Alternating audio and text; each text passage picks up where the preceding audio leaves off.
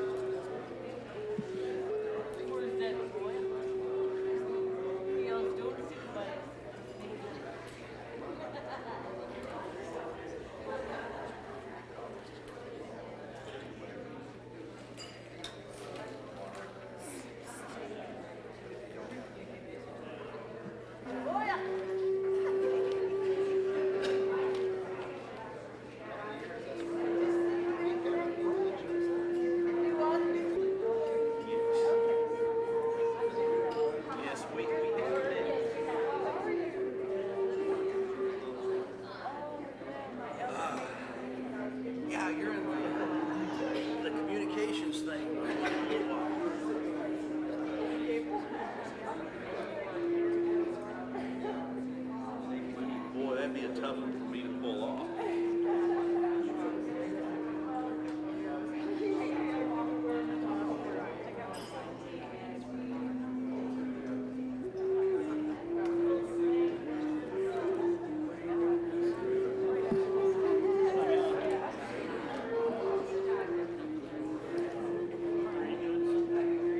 Yeah, we're doing a skit. Rosetta called me.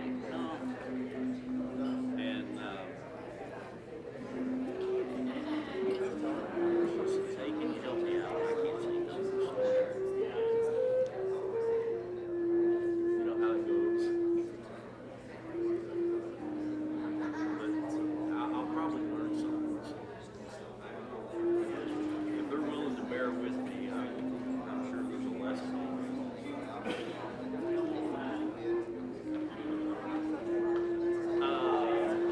Yeah, you will.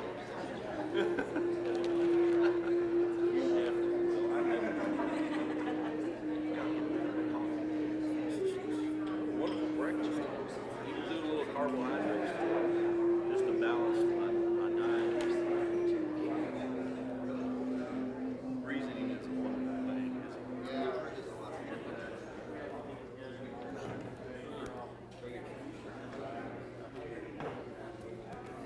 Microphone thing just fell off here. Sorry, hang on a sec, technical difficulties. Yeah. Can they hear? Okay, no, now you can hear, right? I hear some feedback, so. Yeah. As I said, thanks to Jerry for giving us some beautiful music to get us started. Some of the ladies in the back said, Jerry, we needed some exciting music to get everybody woken up this morning, so we hope maybe you'll get us some, get our energies going too. Good morning, everybody. We're going to ask Uncle Walter if he'll start us off with an opening prayer this morning so we could get started in the right way.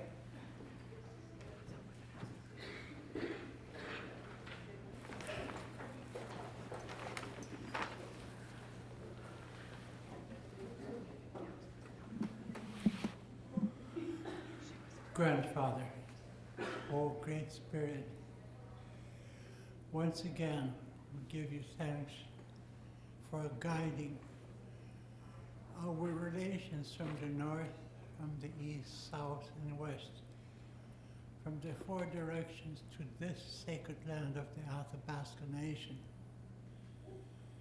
Be with each individual heart in this circle, in this facility, each member of their family, in their households, their communities, counties, regions, provinces, and the descendants of all tribes, all continents who are here in our midst.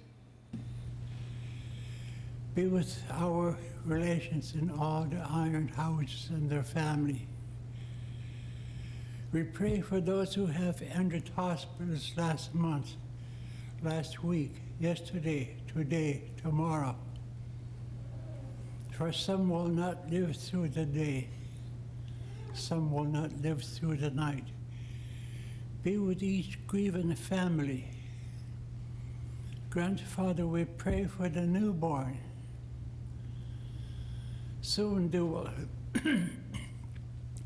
soon they will hear the living sound of the human voice. Soon they will feel the loving touch of the human hand.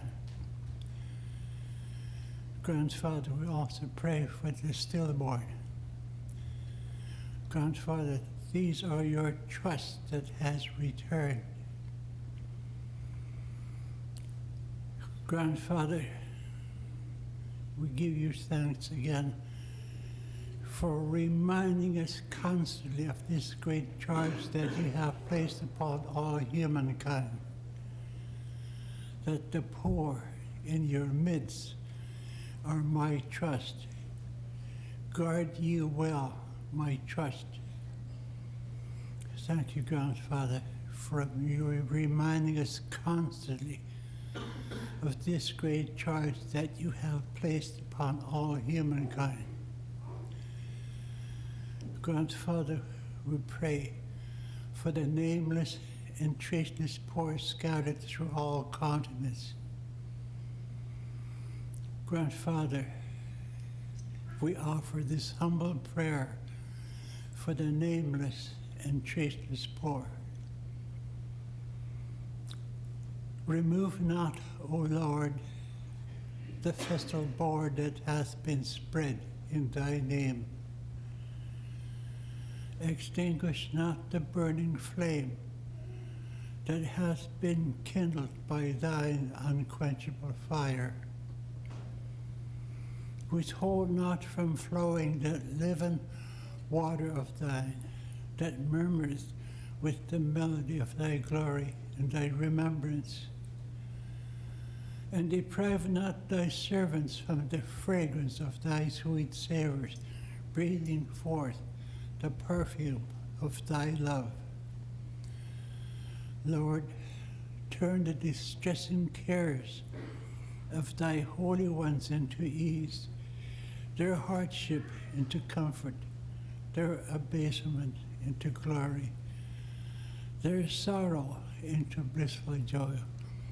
O thou who holdest in thy grasp the reins of all mankind, for thou art verily the one, the single, the mighty, the all-knowing, the all-wise. Thank you, Grandfather.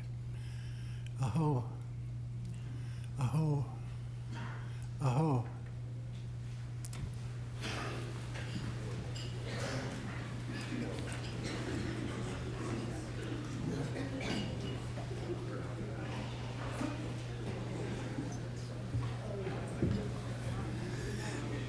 Okay, Jacqueline is going to start with some housekeeping and other announcements that we need to go through first thing this morning. First of all, let me see if everybody's awake. Good morning, everybody. Good morning. That's really good. Okay, all right, you did good. That was much better than yesterday. Okay, Jacqueline?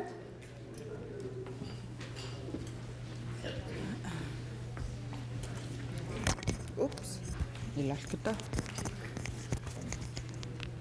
Now, where's this one go again? Oh, right there. It's okay. Good morning and welcome again to the conference. I hope everybody had a really nice day yesterday. It was a lot of fun kicking it off and seeing happy faces. I really thanked my staff in the front desk, Jamie, Katrina, and Brenda, because sometimes when we go to conferences, that first face you see and how their personality is just set you off for the rest of the conference. And I really thank them, the girls in the front, for being so beautiful and friendly and really nice to the people. And because you could see it in the faces, everybody's happy. Thank you, Brenda, Jamie, Katrina.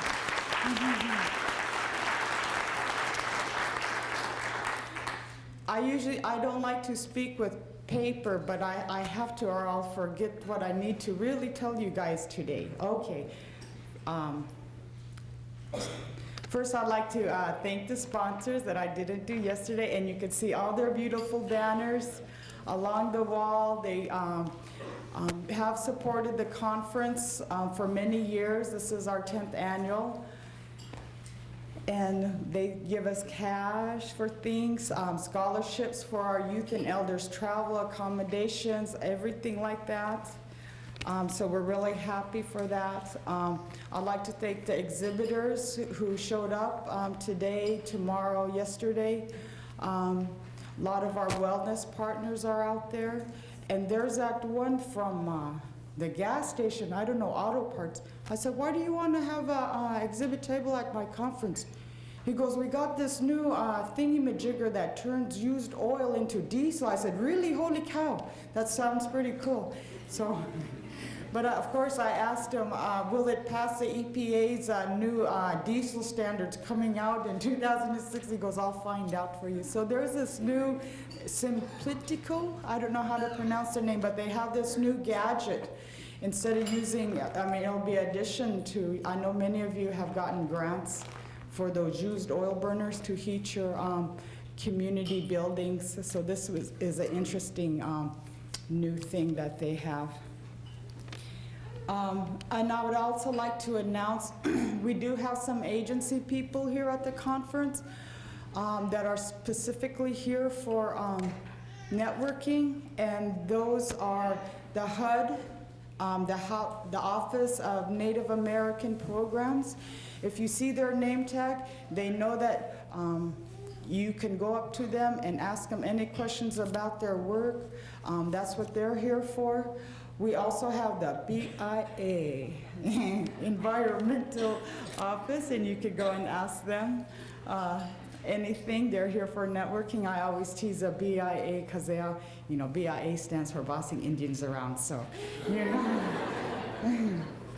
And then we also have the U.S. Economic Development, is it Economic Development Agency? Administration, Economic Administration, they're also here. And all these agencies, they have brought handouts and applications and everything, and a lot of them are in the wellness room, so please go check it out. In the wellness room also will be surveys from the Sitka tribe. The Sitka tribe is going to be the host for next year's EPA Tribal Leaders Summit, and that's going to be held in April 2005. And what they would like you to do is fill out some surveys on what the tribes want to tell EPA.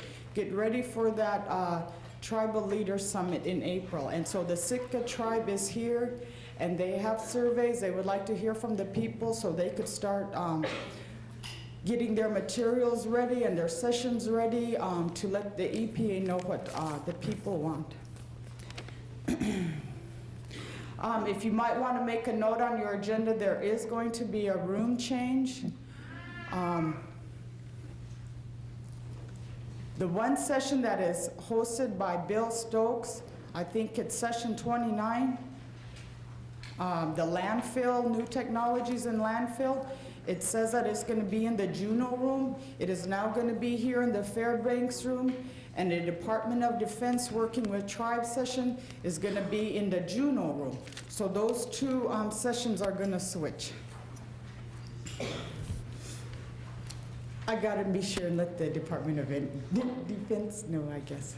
That would be a nice thing, huh? Well, now they'll know how it feels to not be told nothing. Hey. Our schedule today, Rita Blumenstein is she is scheduled to speak during the awards luncheon.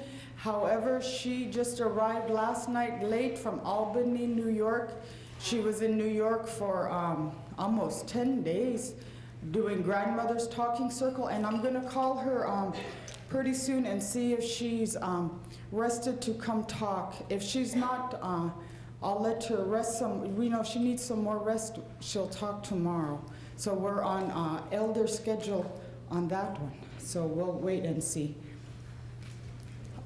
The banquet today, we have the Environmental Awards banquet, and it's going to be Chinese food, no MSG, and to save time and not waste the dessert, where Marriott is actually going to serve our chocolate mousse, some kind of dessert for the afternoon break. So we'll have our dessert in the for the afternoon break instead of right at the meal. So I thought that was a good idea because, you know, after you eat Chinese food, you get real full, then you're hungry again 2 hours later. So 2 hours after we eat, I'll feed you again with dessert. So and I want to let everybody know we got lots of boxes in the conference room at Dump. All you have to do is go to the registration table. If you need boxes to going back home, because I know everybody always needs boxes when we go back home. And they're really good ones, no writings, no nothing on them. And so there's lots. So one of the girls will take you back to the staff room and you can pick out your boxes that you need. And I guess today I just wanted to tell a little quick short story of my grandma. because I'm wearing her colors today. In Hooper Bay, you could, if there's a big group of grandmas, even though you don't see their face or nothing, you could tell them which one's your grandma by the color of her kaspak. And this people from Hooper Bay in this room, they know this is my Allah's colors, yellow and black. She always use them. Last year, me and my grandma was in town because she had to go, she broke her thigh bone when she was thinging her wood stove. So she had to come and be in physical therapy at the Mary Conrad Center. And I took her out in the wheelchair, and we were sitting there, and she seen all these cook inlet housing, all the buildings and houses and cars, and she looked around and there was nobody, and she asked me, where are all the people? And I sat there and had to think about it, and I told her, well, here in Anchorage, they don't have to walk to the store, they don't have to walk to the post office, they don't have to hang their fish, they don't have to hang their meat, they don't have to chop wood, they don't have to hang their clothes, they don't have to pack water, they don't have to dump honey bucket, they don't have to go to the dump, they don't have to go to post office, they don't even have to sometimes go to the store. They could call on the phone and get their food to them. She goes, oh. I said, they don't have to leave their house, they could stay in their house and not do the hard work we do. And I thought that was the end of the conversation, and like around 10 seconds later, my grandma said, you pick lucky. So, sometimes out of all my Gasak education, that really set me straight on, sometimes we think we're going to charge forward and improve the lives of the Native people. We got to remember by what standards are we trying to improve the Native people's life. If we got to improve it by our standards, because my grandma thinks Yupiks are lucky, and that's her standard, and that's how it is. And you guys might want to know about my kaspak. This is my mother's very first kaspak she made me. She made it for me last year when she was 66, her first time, and it reminded me of the conversation we had with one of our elders and youth at the gathering dinner last night. She said she learned her alphabet at the age of 30. And so we could learn throughout our whole lives that saying, can't teach an old dog new trick, that's very backwards, so it's not true. But the only thing is kind of funny, because the hardest part about making a kaspak is learning how to make the hood. And when I put this on, it'll look like Yupik Ku Klux Klan.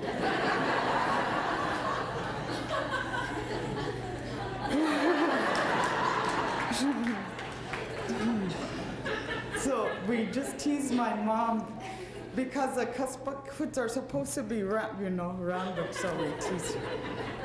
And my muklaks are, of course, seal, and this outfit was made for me for my initiation dance that I had traditionally in Hooper Bay in March.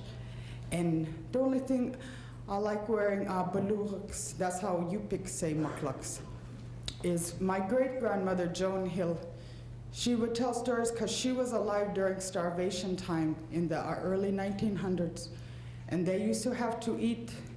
She survived when she had to eat her muklaks.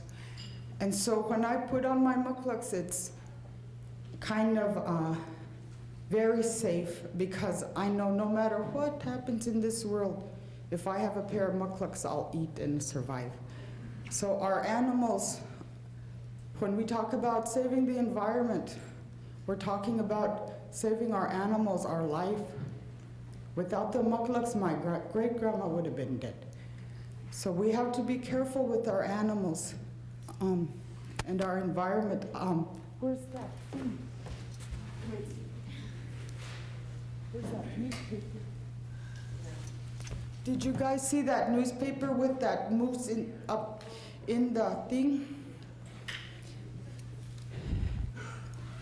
That really hurt my feelings. That we have to be more careful with our planet and our animals. We can't have our moose hanging up from, what are those things called? Wire telephone power line, yeah. I wanted to talk about my mucklucks and how we need to protect the environment because of our animals. Because we do what the animals do, and this, when I seen this and came, it was really sad to see the beautiful moose in a wire thing like this. Because the next thing it's going to be the people hanging up in electrical wire. So I think that's all I have to say. We're running late again, and yay, door prizes, woohoo! We'll start giving them out during luncheon and then tomorrow. Koyana.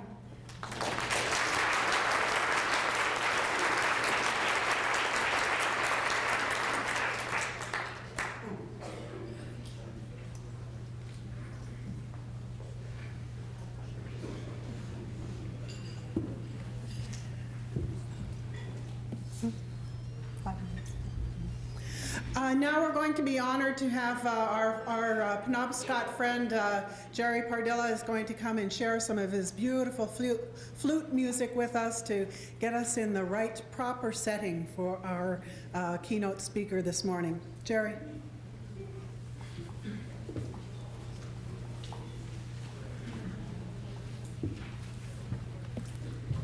Good morning. Thank you, Jacqueline, for that. That was really helpful to be reminded about what's important about our grandmothers and our cultures and traditions and what we're doing in our modern society, and sometimes how careless we can be and really harm a moose. But I'm originally from Maine, way over on the eastern seaboard, and I'm Penobscot, and my people have been there countless generations, a story that most of you can relate to pretty well. We call ourselves the people of the dawn, and we're over there on the eastern door as the sun rises. And so one of the things that my elders taught me was that as long as we have our drums, the heartbeat of our people, that will still be strong and there will be hope for us. And the old people of my community have passed on the songs, and I'm fortunate enough today to have learned those in a very traditional way. One of the musical traditions that was nearly lost was that of the flute. My ancestors played the flute, and when the early explorers and fishermen and missionaries came, they observed and listened and wrote about the music traditions of my people. So today I feel very privileged to share with you a little bit of my traditional music. My language is an Algonquin-based language, and it's said that it emulates the sounds of nature, very melodic. Our language and our songs, and hence our flute music is like that. Flutes are very